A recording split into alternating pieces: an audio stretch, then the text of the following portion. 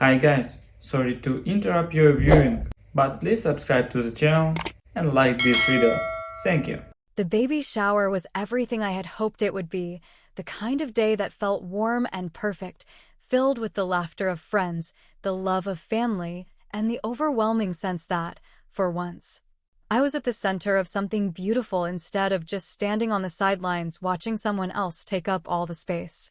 The house was decorated with soft pastel balloons, a long table covered in carefully arranged finger foods, cupcakes with tiny baby booties on top, and gifts wrapped in shiny paper stacked neatly in the corner, each one a symbol of the excitement and joy that surrounded this moment in my life. I sat in a comfortable chair near the front of the room, my hands resting on my belly, listening to my best friend tease me about how I should enjoy the peace while it lasted, how soon I would be up all night with a crying newborn, how my life was about to change in ways I couldn't even imagine yet. And for the first time in a long time, I felt happy. I wasn't thinking about the past, wasn't thinking about old wounds or childhood resentments, wasn't thinking about the way my mother had always made sure Lauren was the one who shined the brightest. I wasn't thinking about the years of feeling like I was always second place, the years of being measured against my sister and never quite measuring up, the years of trying to prove that I was just as worthy. I wasn't thinking about her at all. But then, of course, she found a way to make me. I had just finished opening a particularly thoughtful gift, a handmade baby blanket from my aunt, when my mother, sitting primly at the other end of the table, took a sip of her champagne, smiled that familiar, practiced smile, and let out a little laugh that sent an immediate chill through my entire body before she even said the words I knew were coming. Of course, your sister will be the favorite aunt. She's always been the responsible one. The comment was thrown out so casually, so effortlessly, so smoothly integrated into the moment that, to anyone else, it might have sounded like nothing more than a playful little joke, a simple observation, a harmless remark made in passing. But I knew better.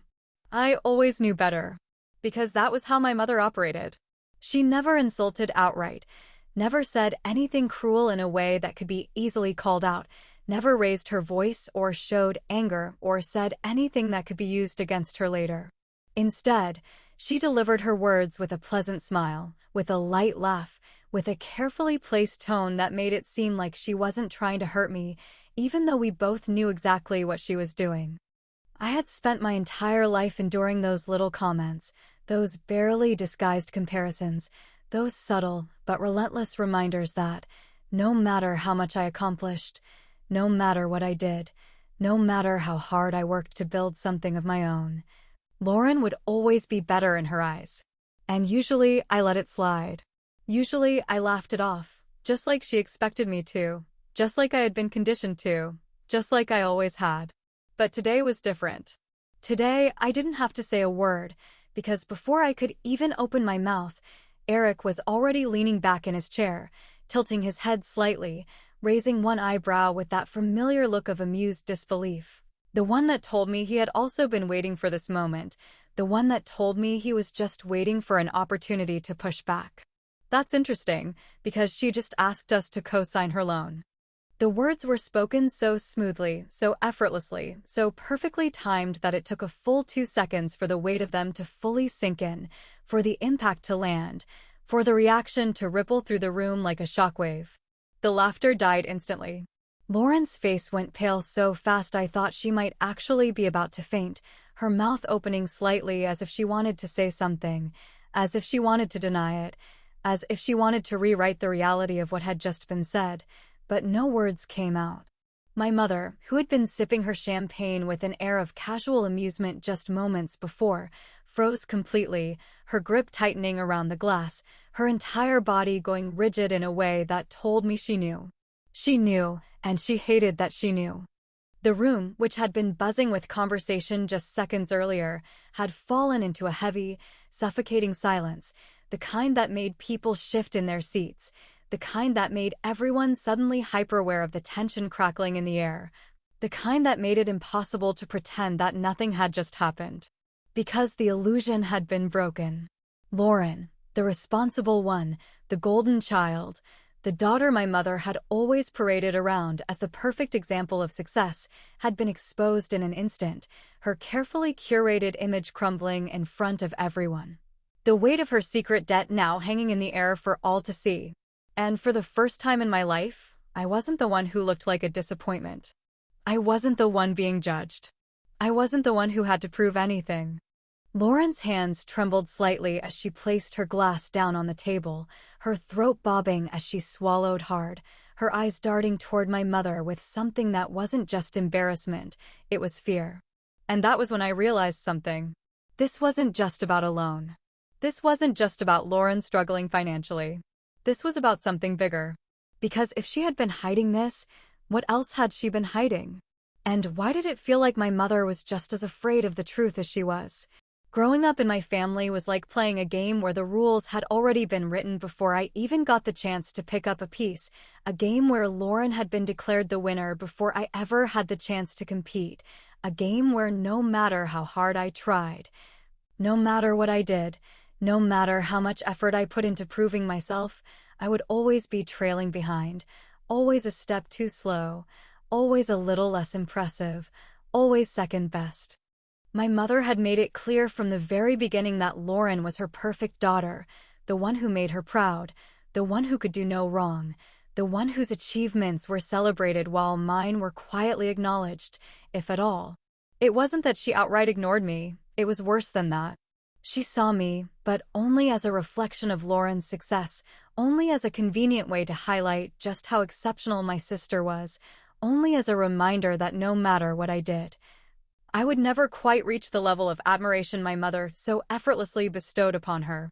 When Lauren won her first spelling bee in elementary school, my mother beamed with pride, telling anyone who would listen how smart and talented her daughter was, how she had always known Lauren was special, how this was only the beginning of all the incredible things she would accomplish. When I won my own spelling bee 2 years later, she smiled and said, "Well, I guess you take after your sister." No celebration, no excitement, no moment of pride, just a quiet reminder that I would always be following in Lauren's footsteps, never making footprints of my own. When Lauren got straight A's in high school, my mother awarded her with a brand new car, a sleek little sedan with a red bow on top, the kind of gesture that made it clear how proud she was, how much she believed in Lauren's potential, how much she wanted to see her succeed. When I got straight A's, I got a used car with a dent in the side and a casual remark about how I should be grateful to get anything at all. It didn't matter that I had worked just as hard, that I had poured just as much effort into my schoolwork, that I had achieved the exact same thing Lauren had achieved. I was not Lauren, and in my mother's eyes, that meant my success was just a lesser version of something that had already been done before. And it wasn't just academics, it was everything. When Lauren got into a good college, my mother told the entire family, calling relatives she hadn't spoken to in years just to gush about how proud she was, how she had always known Lauren was destined for greatness, how this was just the beginning of a bright and promising future.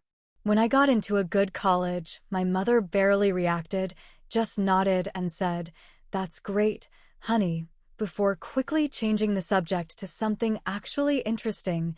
Lauren's new internship, Lauren's new boyfriend, Lauren's perfect life. No matter what I did, no matter how hard I worked, no matter how much I wanted her to see me the way she saw Lauren, it was never enough. So I stopped trying.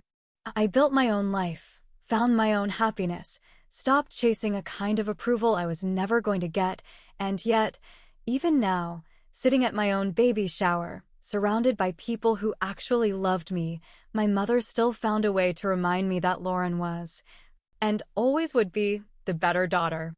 Except now, for the first time in my life, that illusion was cracking. Because Lauren wasn't perfect. Lauren wasn't responsible. Lauren wasn't effortlessly successful, and she wasn't thriving, and she wasn't the golden child my mother had spent years convincing the world she was. Lauren was in trouble. And she had been hiding it. I had seen the look on her face when Eric exposed her secret, had watched the color drain from her skin, had noticed the way she clenched her hands together so tightly her knuckles turned white, had felt the panic radiating off of her in waves. This wasn't just embarrassment, this was fear. And suddenly, I needed to know why. The party had gone on as if nothing had happened, conversations slowly picking back up, people pretending they hadn't just witnessed the responsible daughter's carefully constructed facade begin to crack, but I couldn't focus on anything else. My mother had avoided looking at me for the rest of the evening, her face carefully neutral, her lips pressed into a tight line, her jaw clenched in a way that told me she was furious. But whether it was at Lauren for keeping secrets or at me for exposing them, I couldn't be sure. Lauren had left early, claiming a headache, but I knew better. She was running. And I needed to know what she was running from. Later that night, after I had finally managed to sit down and breathe, after the last guest had left, after I had spent far too long replaying the moment in my head, I picked up my phone, hesitating for only a second before opening my banking app. A sinking feeling in my stomach that I couldn't quite explain. And then I saw it. A pending request. From Lauren. She had already requested money from me, without even asking first. And that was when I realized just how bad this really was. I sat staring at my phone for what felt like an eternity, my mind racing with 1,000 different thoughts, my stomach twisting in a way that told me I had already known, deep down, that this wasn't just about one loan. That this wasn't just some minor financial slip-up, that this was something bigger, something messier, something my mother had spent years carefully hiding under the illusion that Lauren was perfect, something that Lauren herself had clearly been benefiting from all along. The request was right there on the screen, undeniable, unignorable, proof that Lauren wasn't as put together as she pretended to be. Proof that the version of my sister I had spent my entire life being compared to was nothing more than a well-crafted story. Proof that while I had spent years being told I needed to work harder, to be better, to do more, she had been quietly failing in the background with no one holding her accountable, no one demanding that she earn the praise that had always been handed to her so freely. I could have ignored it. I could have deleted the notification, pretended I never saw it, let her deal with whatever mess she had gotten herself into without involving me. But I knew that if I let this go, if I didn't confront her, if I let her get away with brushing this under the rug the way she clearly always had, I would spend the rest of my life wondering just how deep this went, just how much had been kept from me, just how much I had never been allowed to know. So I called her. She answered on the second ring, her voice sharp, clipped, irritated in a way that told me she already knew exactly why I was calling, in a way that told me she had been hoping I would just send the money without questioning it, without making things difficult, without forcing her to explain herself. I saw the request, I said, not bothering with small talk, not giving her the opportunity to pretend this was something it wasn't. Why do you need the money? A long pause, a sharp inhale, the sound of her shifting uncomfortably, as if she were deciding whether or not to lie, whether or not to spin some half-truth that would make this conversation end faster, whether or not she could still get away with hiding whatever this was.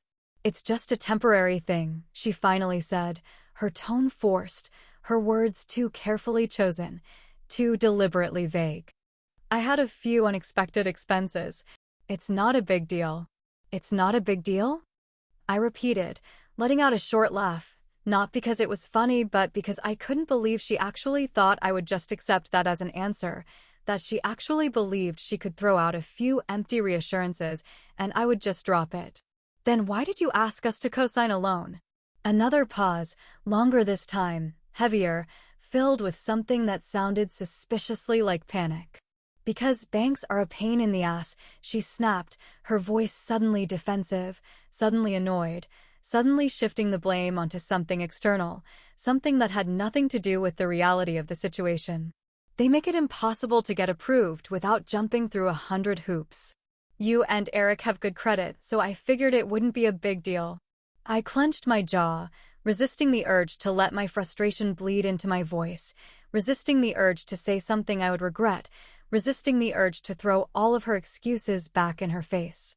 If it's not a big deal, I said slowly, deliberately, then why haven't you told Mom? The shift was immediate, so sudden I could almost hear her body tense up, could almost feel the way she recoiled at the suggestion, could almost see the way her face probably twisted into something defensive, something resentful, something guilty.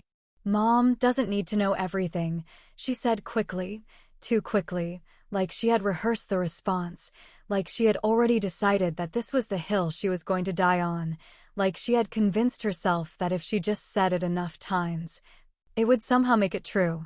And that was when I knew. This wasn't the first time. This wasn't some one-time mistake. This wasn't some minor financial misstep that she had made in the last few months. This was a pattern. This was years of bad decisions, years of living beyond her means, years of knowing that if things ever got bad enough, if she ever needed a bailout, if she ever found herself in trouble, my mother would fix it. So I pushed harder. How much do you owe, Lauren? I asked, my voice calm but firm, my patience already wearing thin. How much debt are you actually in? Silence. And then, she let it slip. It doesn't matter, okay?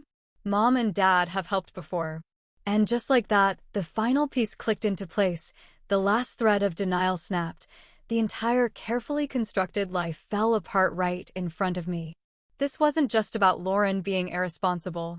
This wasn't just about her making bad financial decisions. This was about my parents hiding it from me, about my mother spending years pretending Lauren was perfect, about them letting me believe I was the one who had to earn my place in this family while Lauren had been quietly failing behind closed doors with no consequences, no accountability, no shame. They've helped you before?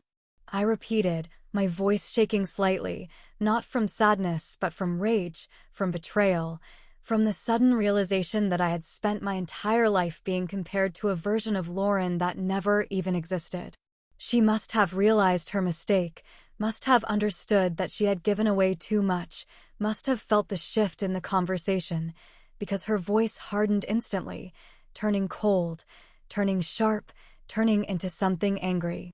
This isn't your business, she snapped, her tone defensive, her words laced with frustration. You don't get to judge me just because you lucked into a stable life. Not everyone has it as easy as you, okay? I let out a breath, feeling something inside me settle, feeling the last bit of hesitation dissolve, feeling the final crack in the illusion widen into something that could never be repaired. I'm not co-signing the loan, Lauren, I said, my voice quiet, my decision final, my patience officially gone. And for the first time in my life, I saw rage in her eyes. The call came early in the morning, too early for it to be anything other than what I had already been expecting, too early for my mother to pretend this was just a casual check-in, too early for her to hide the fact that she wasn't calling out of concern or love or excitement for my baby. She was calling because she had found out that I had said no. I saw her name flash across my phone screen, felt the familiar tightening in my chest, the automatic instinct to brace myself, to prepare for the weight of whatever she was about to throw at me. To mentally build the armor I always needed whenever she decided it was time for one of her carefully controlled lectures. I didn't have to answer. I could have ignored it, let it ring, let her leave a voicemail filled with disappointment and thinly veiled guilt, let her sit with the fact that she no longer had the same hold on me she once did. But a part of me wanted to hear what she had to say, wanted to hear how she would spin it, wanted to hear her defend Lauren even now, even after the truth had been laid bare, even after the cracks had been exposed for the world to see. So I picked up. You need to fix this, she said immediately, her voice tight, clipped, controlled, every syllable laced with irritation, with expectation, with the certainty that I would do exactly what she wanted me to do. No hello. No how are you feeling? No mention of the fact that I was about to bring a child into the world, no acknowledgement of the fact that this was supposed to be my time, my moment, my life that we were supposed to be celebrating. Just immediate, unquestioning demands. I leaned against the kitchen counter, pressing my free hand against the cool surface, closing my eyes for a brief second as I exhaled slowly, steadying myself, preparing for what I already knew was coming. Fix what, Mom? I asked, keeping my voice as even as possible, even though I already knew exactly what she meant. Lauren told me what happened, she said sharply, her tone hardening in a way that told me she wasn't in the mood to be patient, that she had already decided she was in the right, that she was speaking to me as if I were the problem that needed correcting. She told me you refused to co-sign for her loan. I let out a short, humorless laugh, shaking my head slightly even though she couldn't see me, feeling a mixture of exhaustion and frustration and something dangerously close to amusement at how predictable she was, at how seamlessly she had jumped to Lauren's defense, at how she hadn't even asked for my side of the story because she didn't care about my side, because she had already made up her mind about who the villain was. "You're really calling me about that?" I asked, my voice calm, my patience wearing thin, my disbelief settling into something heavier, something colder. "Of course I am," she snapped, her frustration rising now, her irritation creeping into her voice, her mask slipping just enough for me to hear the sheer audacity of how deeply she believed she had the right to tell me what to do. "She's your sister. She needed your help, and you turned your back on her." I felt something inside me crack, something raw and unspoken rising to the surface, something that had been simmering beneath my skin for years, for decades, something I had never said out loud, but had always felt. "Why was it never your job to make sure I was okay?" I asked, my voice quieter now, but sharper, more deliberate, filled with something that made her pause, something that made her listen. For the first time in my life, my mother was silent. It only lasted a second, but it was enough. It was enough for me to feel the shift, enough for me to recognize that she had never expected me to question it, had never once considered that I might actually see it for what it was, had never thought that I would look at her and demand an answer to a question she had spent my entire life avoiding.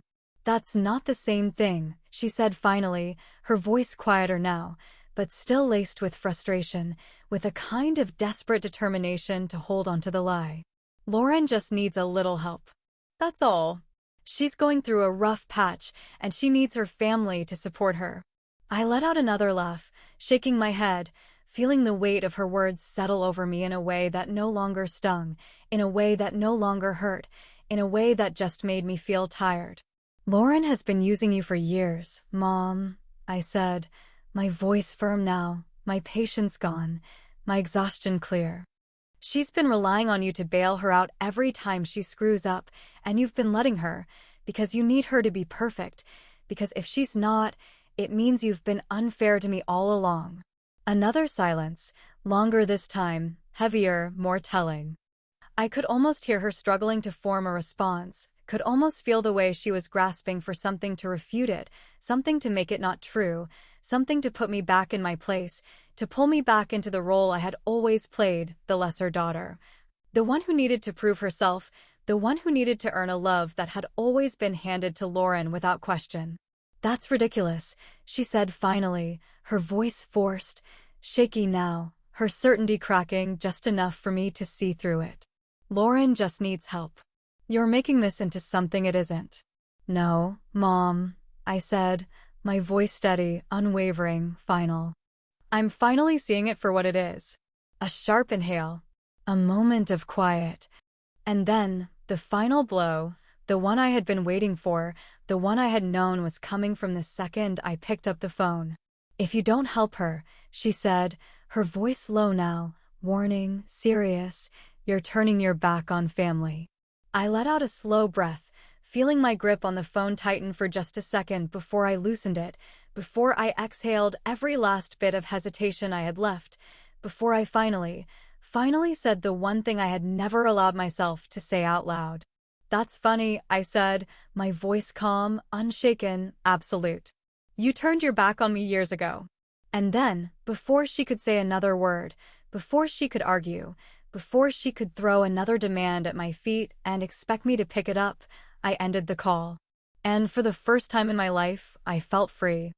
A week passed in silence, a kind of quiet that felt strangely unfamiliar, not because I missed the noise, not because I wanted to hear from them, not because I expected things to go back to how they were, but because I had never known what it was like to exist outside of the weight of their expectations, outside of the roles that had been assigned to me, outside of the never-ending loop of prove yourself, try harder, be better. It was a silence that might have once made me uneasy, might have once made me desperate to fix things, might have once sent me spiraling into questions of whether I had been too harsh, whether I had overreacted, whether I had done something that I would eventually regret.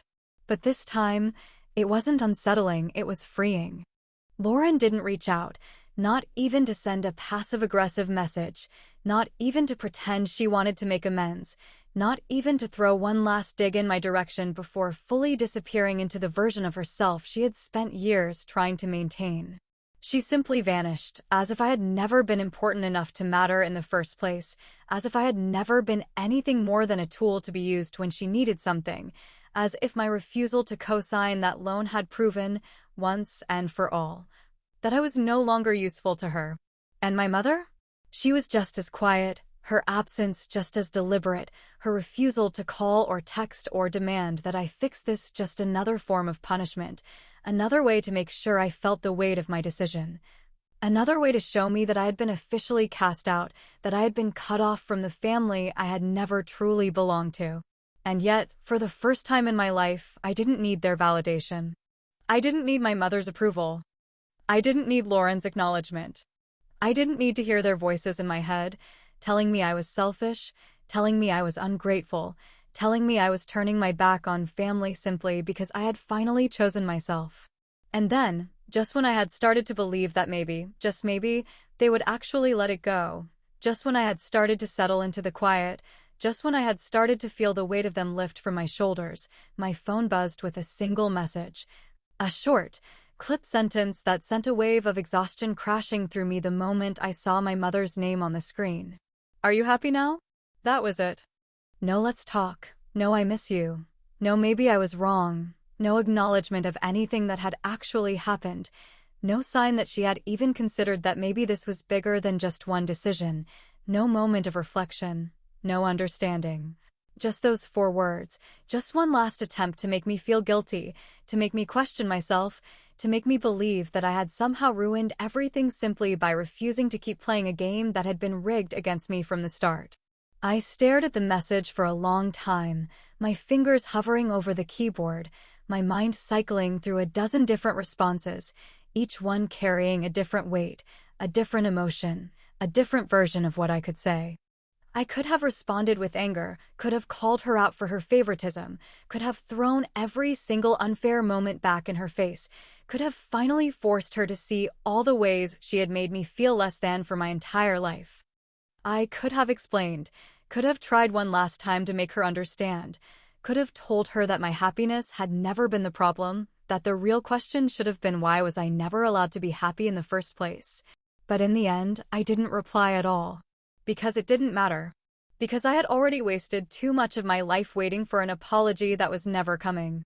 Because I was happy, not because of what had happened, not because of the fallout, not because I had finally said no, but because for the first time in my life, I was free from needing them to acknowledge that I was enough. A few nights later, we hosted a small get-together at our new house, nothing extravagant, nothing big, just a quiet evening with friends, the people who had chosen to be part of our lives, the people who had never made me feel like I needed to earn their love, the people who celebrated me not because I was better or successful or flawless, but simply because I was me. The house was filled with warmth, with laughter, with the kind of easy happiness that had never existed at any family gathering I had ever attended, with the kind of people who had never once made me feel like I was second best. I sat on the couch, my legs curled beneath me, a glass of wine resting in my hand, watching as Eric chatted with our friends, his expression light, his smile easy. His entire presence so completely and effortlessly comfortable in a way that made my chest tighten with something close to gratitude, something close to relief, something that made me thankful that I had chosen to build a life with a man who had never once made me question whether I was enough. He caught my gaze from across the room, smirking slightly, raising his own glass in my direction, tilting his head just slightly in a way that told me he was thinking exactly what I was thinking, in a way that told me he could still hear my mother's voice in his head, in a way that told me he knew. And then, as if reading my mind, as if knowing exactly what I needed in that moment, he made his way toward me, settling onto the arm of the couch beside me, leaning in just close enough for only me to hear. "Worth it?" he asked, his voice low, teasing, filled with something warm, something solid, something real. I exhaled slowly, feeling the last lingering thread of guilt snap, feeling the final weight lift off my chest, feeling something settle deep inside me in a way that told me I had made the right choice, in a way that told me I had finally let go. I took a slow sip of my wine, let the moment stretch between us, let the truth of it settle into my bones, let myself feel it in a way I never had before. "Absolutely," I said, and for the first time in my life, I meant it.